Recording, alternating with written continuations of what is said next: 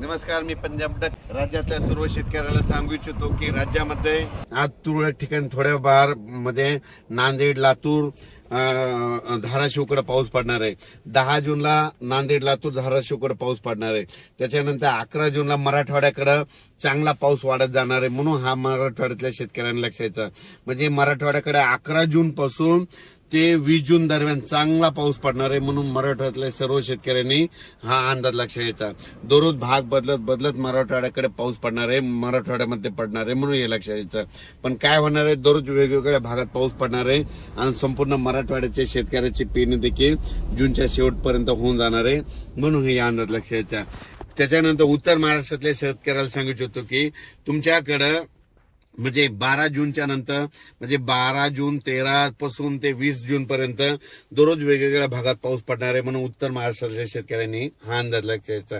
त्याच्यानंतर पश्चिम महाराष्ट्रातल्या शेतकऱ्याला सांगू इच्छितो की तुमच्या पश्चिम महाराष्ट्राकडे म्हणजे आजच 9 जून पासून तर 20 जून पर्यंत दररोज वेगवेगळ्या भागात भाग बदलत दररोजच पाऊस पडणार आहे, भाग बदलत राहणार आहे.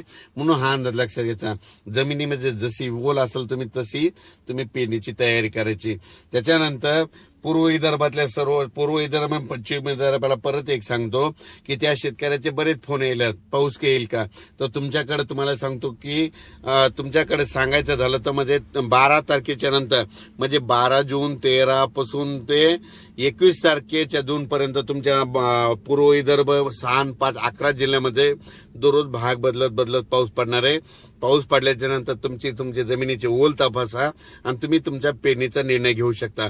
पण तुमच्या पूर्व विदर्भ आणि पश्चिम विदर्भाला आणखीन एक सांगू इच्छितो की 17-18च्या नंतर तुमच्या पूर्व विदर्भ आणि पश्चिम विदर्भामध्ये मुसळधार पाऊस पडणार आहे, अतिमुसळधार पाऊस पडणार आहे, पूर परिस्थितीचा पाऊस येणार आहे. म्हणून हा अंदाज तुम्ही पूर्व विदर्भ पश्चिम विदर्भाच्या शेतकऱ्यांनी 17च्या नंतरचा हा अंदाज लक्षात घ्या.